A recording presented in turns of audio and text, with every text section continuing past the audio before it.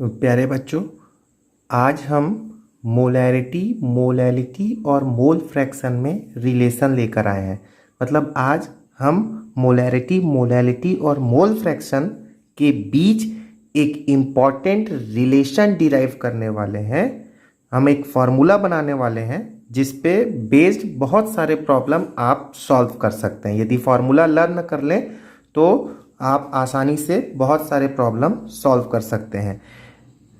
Derivation start करने से पहले मैं आपको कुछ नोटेशंस के बारे में एक्सप्लेन कर देता हूं ताकि आपको डेरिवेशन समझने में इजी हो। तो हम अभी सॉल्यूशन की बात करने वाले हैं। तो सॉल्यूशन में क्या होता है? सॉल्यूशन में दो कंपोनेंट होते हैं, एक होता है सॉल्यूट और एक होता है सॉल्वेंट। सॉल्यूट को मैं इस पूरे डेरिवेशन में B कंसीडर करने वाला हूं और सॉल्वेंट को A कंसीडर करने वाला हूं। तो सॉल्यूट और सॉल्वेंट है respectively A and B। Suppose मैं आपको एक एग्जांपल से एक्सप्लेन करता हूं या नोटेशन लिखता हूं। सपोज मैं इस पूरे डेरिवेशन में कहीं पर WA लिखता हूं। WA, A stands for solvent, W stands for mass. तो मैंने WA किसके लिए नोटेशन हो गया प्यारे बच्चों? मास of solvent. Mass of solvent हम जनरली लेने वाले हैं ग्राम में। WB साइमल्टेनियसली क्या होना चाहिए? तो ये होना चाहिए mass of B stands for solute, mass of solute. इस साइमल्टेनियसली मैं यदि NA लिखता हूं कहीं इस पूरे डेरिवेशन में, तो N क्या है? मोल्स। तो मोल्स किसका? सॉल्वेंट का। ठीक है। यदि मैं NB लिखता हूं कहीं पर तो ये हो जाएगा मोल्स ऑफ सॉल्यूट। ठीक है। सपोज मैं यदि कहीं पर कैपिटल MA लिखता हूं, कैपिटल M को हम पूरी केमिस्ट्री में से मॉलिक्यूलर मास कहते हैं। तो A stands for molecular solvent. तो ये हो जाएगा मॉलिक्यूलर मास ऑफ सॉल्वेंट। यदि मैं लेता हूं MB, तो B स्टैंड्स फॉर सॉल्यूट और M stands for molecular mass, तो MB हो गया मॉलिक्यूलर मास ऑफ सॉल्यूट।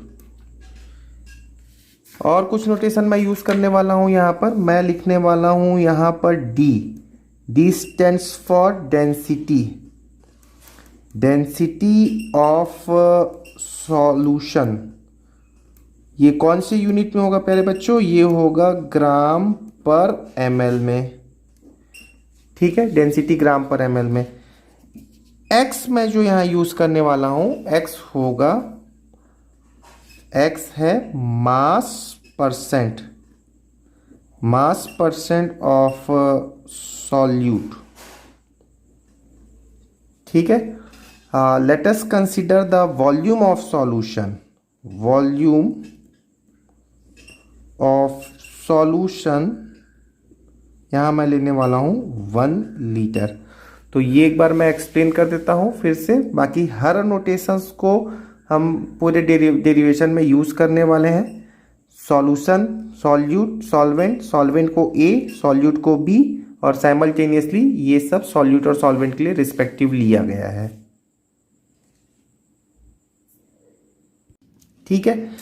तो मोलैरिटी, मोलैलिटी और मोल फ्रैक्शन क्या होता है मैं उम्मीद करता हूं आपको पता होगा। फिर भी मैं इजी वर्ड्स में 2 मिनट में इनको एक्सप्लेन कर देता हूं कि मोलैरिटी क्या होती है। मोलैरिटी होती है, कैपिटल M से रिप्रेजेंट करने वाले हैं।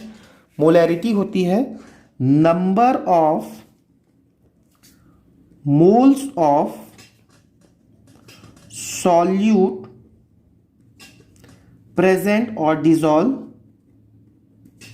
इन 1 लीटर ऑफ सॉल्यूशन। ठीक है। यदि मैं फॉर्मूला वाइज बात करूं तो capital M is equal to number of moles of solute, B को मैंने सॉल्यूट कहा रखा है, upon volume of solution litre में।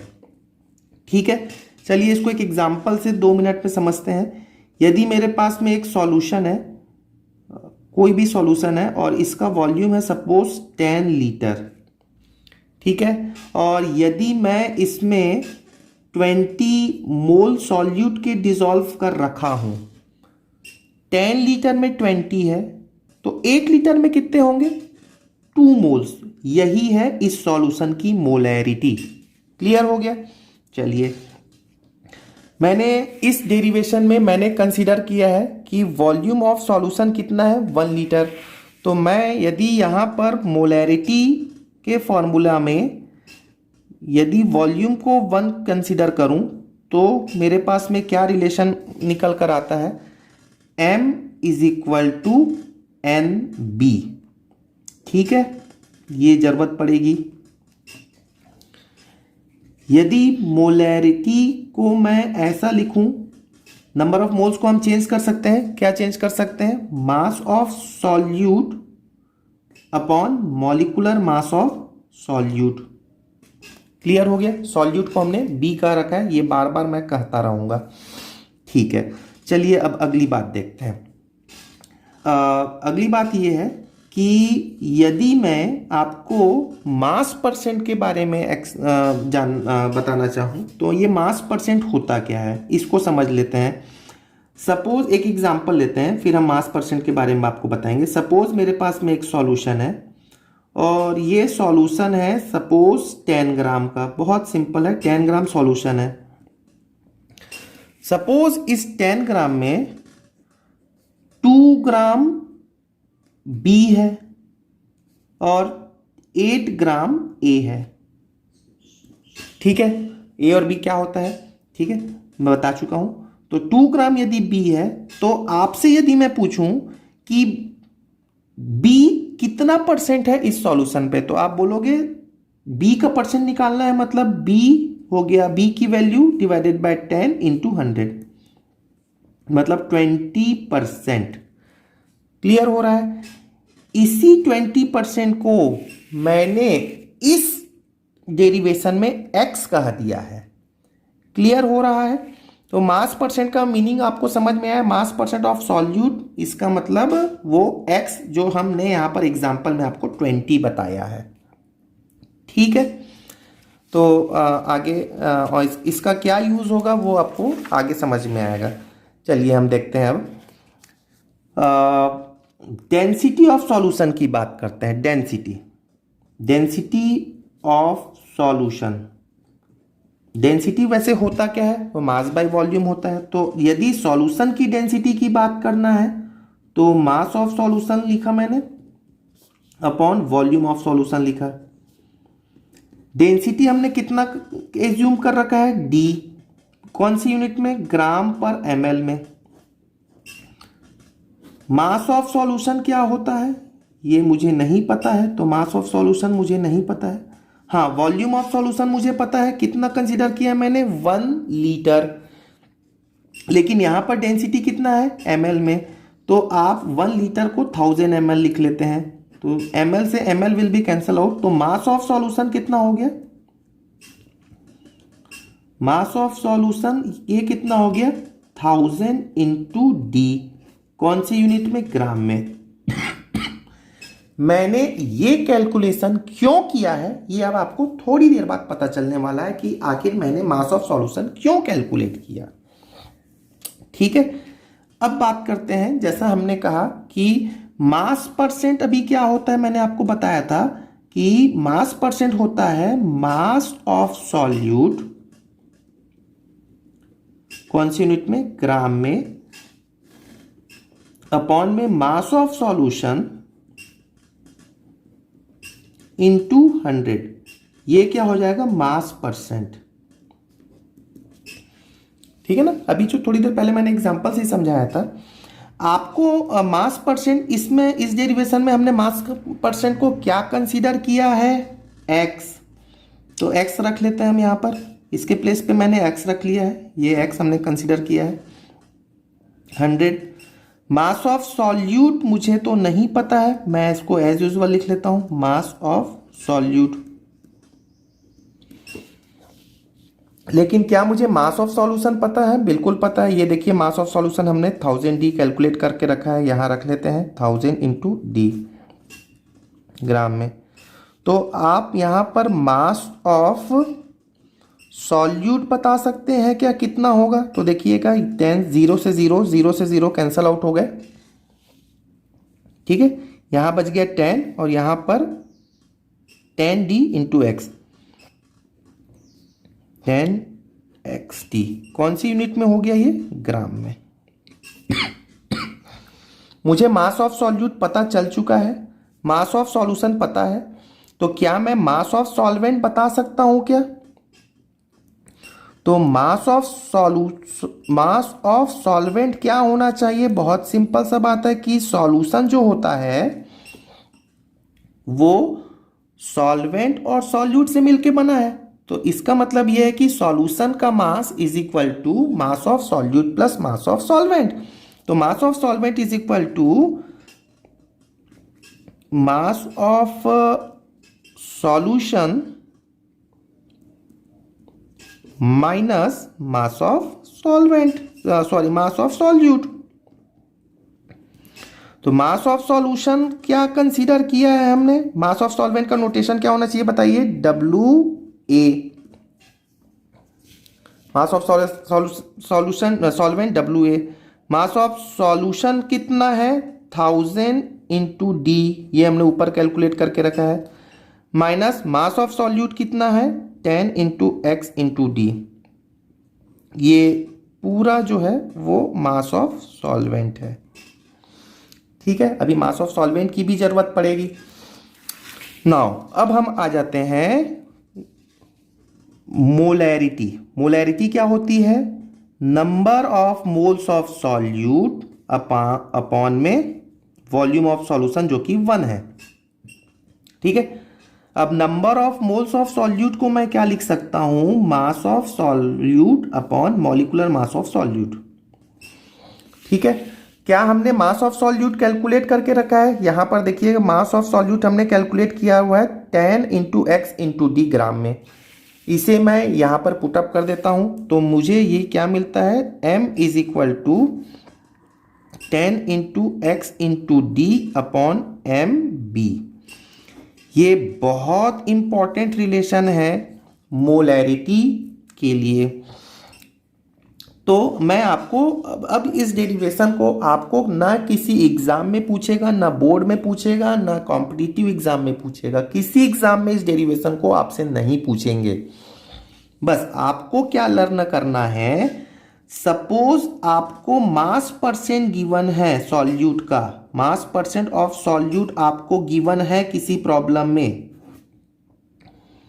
ठीक है। मास परसेंट ऑफ सॉल्यूट आपको गिवन है किसी प्रॉब्लम में, और आपको यदि डेंसिटी गिवन है सॉल्यूशन का, तो आप मोलैरिटी बहुत आसानी से इस फॉर्मूले से कैलकुलेट कर सकते हैं, ठीक है। चलिए अब हम आगे बढ़ते हैं। तो this is very important relation, pen copy ले लें, रिलेशन डिराइव करें। मैं नेक्स्ट वीडियो में इसके नेक्स्ट वीडियो में मैं इससे रिलेटेड आपको न्यूमेरिकल कराने वाला हूं, ठीक है। आज तो हम डेरिवेशन करने वाले हैं, नेक्स्ट वीडियो में न्यूमेरिकल करेंगे इससे रिलेटेड, ठीक है। अब अगली बात देखिए, मोलैलिटी क्या होती है? Molality small m। मोलैलिटी क्या होती है? ये होता है, मैं इसको पूरा अच्छे से लिख देता हूं, मोलैलिटी। मोलैलिटी क्या होती है? ये होता है number of moles of solute present in 1 kg of solvent, ठीक है। तो इसके डेफिनेशन के अकॉर्डिंग फॉर्मूला क्या होना चाहिए? Small m is equal to number of moles of solute upon में mass of solvent in kg। तो मास ऑफ सॉल्वेंट हो गया ये कौन सी यूनिट में? kg में, ठीक है। चलिए अब अगली बात कर लेते हैं। तो यहाँ हम ये कह सकते हैं कि मुझे number of mass of solvent मैंने कैलकुलेट कर रखा था थोड़ी देर पहले।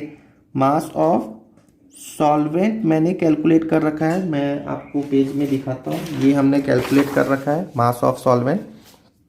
ये देखिए मास ऑफ सॉल्वेंट, ये ग्राम में हमने कैलकुलेट कर रखा है। मैं यहाँ दोबारा से लिख देता हूँ। मास ऑफ सॉल्वेंट मतलब ये है WA कितना होता है 1000 D माइनस 10XD। कौन सी यूनिट में है ये? ग्राम में है। ठीक है, तो मोलैलिटी के डेफिनेशन के अकॉर्डिंग मैं यहाँ पर लिख सकता हूँ small m is equal to number of moles of solute upon, ये पूरी वैल्यू क्या हो जाएगी 1000 D माइनस 10XD। कौन सी यूनिट में है ये? ग्राम में है। लेकिन मोलैलिटी की डेफिनेशन को के अकॉर्डिंग मुझे डिनोमिनेटर में किलोग्राम में लिखना होगा, तो मैं किलोग्राम में इसे कन्वर्ट करने के लिए डिवाइडेड बाय 1000 कर देता हूं। ठीक है, चलिए अब आगे देखते हैं m। मैंने अभी थोड़ी देर पहले इसी डेरिवेशन पे ये बताया था, यहां हम देख लेते हैं। Molarity capital M is equal to number of moles of solute divided by volume of solution in litre. Volume हमने कितना लिखा है 1, तो इस बेसिस पे हमने क्या रखा है m is equal to NB। तो मैं यहां पर NB के प्लेस में क्या लिख सकता हूं m, मतलब कैपिटल M मोलैरिटी। ठीक है, ये 1000 पलट के ऊपर गया, मतलब मैं यहां पर लिख सकता हूं 1000 m 1000 D माइनस 10XD। ठीक है, तो ये मेरे पास में एक रिलेशन आ गया है। किसमें रिलेशन आ गया? ये है देखिए कैपिटल M मतलब मोलैरिटी, ये है स्मॉल m मतलब मोलैलिटी। अब और थोड़ा सा देख लेते हैं, इसको थोड़ा सा मॉडिफाई कर लेते हैं। यहाँ पर देखिए हमने कैपिटल M के लिए थोड़ी देर पहले एक्सप्रेशन बताया था 10XD अपॉन MB। यहाँ पर यदि 10XD के से का एक्सप्रेशन निकालें तो यहाँ पर क्रॉस मल्टीप्लीकेशन किया जा सकता है।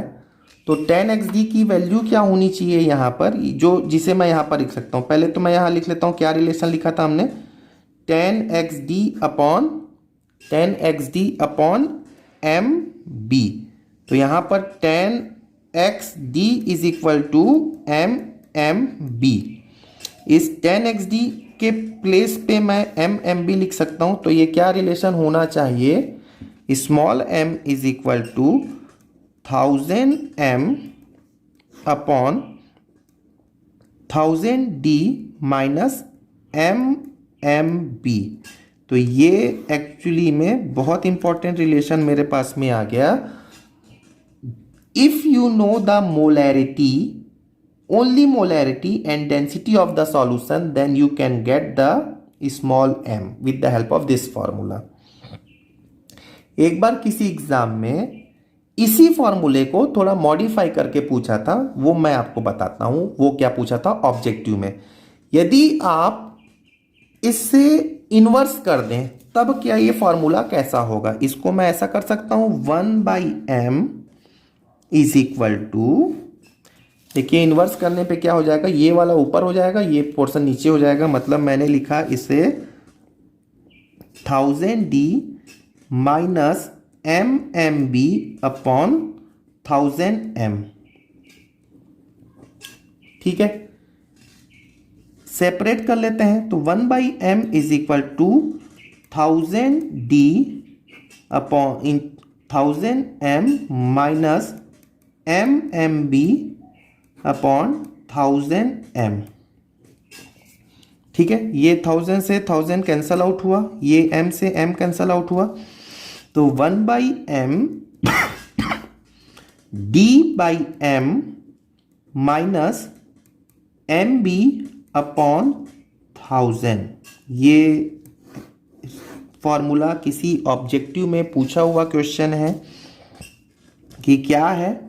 एक्चुअली में यही है relation between molarity and and molality, capital M and small m।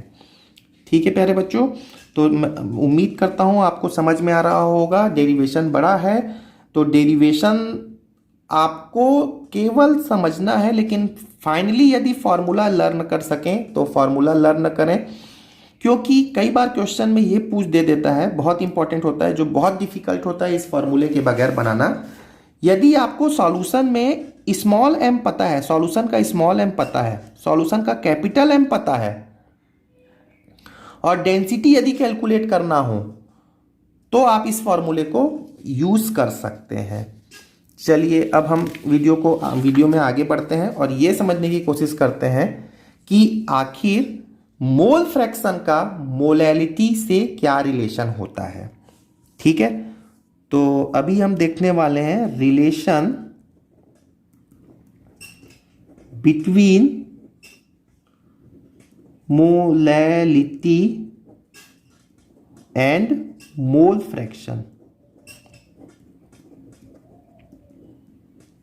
ठीक है, तो देखिएगा ध्यान से, हम एक फॉर्मूला फिर से डिराइव कर रहे हैं। क्यों कर रहा हूं वो सबसे लास्ट में आपको पता चलेगा, क्या कर रहा हूं वो आपको अभी समझ में आ जाएगा। यदि किसी सॉल्यूशन में यदि किसी सॉल्यूशन में सॉल्यूट के मोल्स और सॉल्वेंट के मोल्स को डिवाइड कर दें, सॉल्वेंट को हमने A लिख रखा है, सॉल्वेंट के मोल्स को डिवाइड कर दें, तो ये जो रेशियो होता है वो सॉल्वेंट के मोल फ्रैक्शन, सॉल्यूट के मोल फ्रैक्शन और सॉल्वेंट के मोल फ्रैक्शन के रेशियो के बराबर होता है। आपको शायद मोल फ्रैक्शन के बारे में पता ही होगा। तो मोल फ्रैक्शन क्या होता है, मोल्स अपॉन टोटल मोल्स। तो यदि मैं किसी भी सॉल्यूशन में उनके कंपोनेंट्स के मोल फ्रैक्शन को डिवाइड कर दूं, या जो उसका रेशियो है वही रेशियो इनके मोल्स का होता है। ठीक है, तो मोल फ्रैक्शन का सम ऑलवेज 1 होता है, ये भी आपको पता होगा। तो मैं यहां पर अब मॉडिफिकेशंस कुछ कर रहा हूं, इसको आप देखिए। मैं NB को एज यूजुअल रखता हूं और Na ये number of moles of solvent है, इसको मैंने क्या लिखा, मास ऑफ सॉल्वेंट अपॉन में molecular mass of solvent is equal to, इस साइड पे मैं क्या लिख सकता हूं, XB 1 माइनस XB, क्योंकि मोल फ्रैक्शन का सम ऑलवेज 1 होता है। अब यहां पर नोटिस करें, ये MA को हम ऊपर ले चलते हैं, MA number of moles of solute को एज यूजुअल रखा, यहां डिनोमिनेटर में हम यहां पर लिख लेते हैं WA।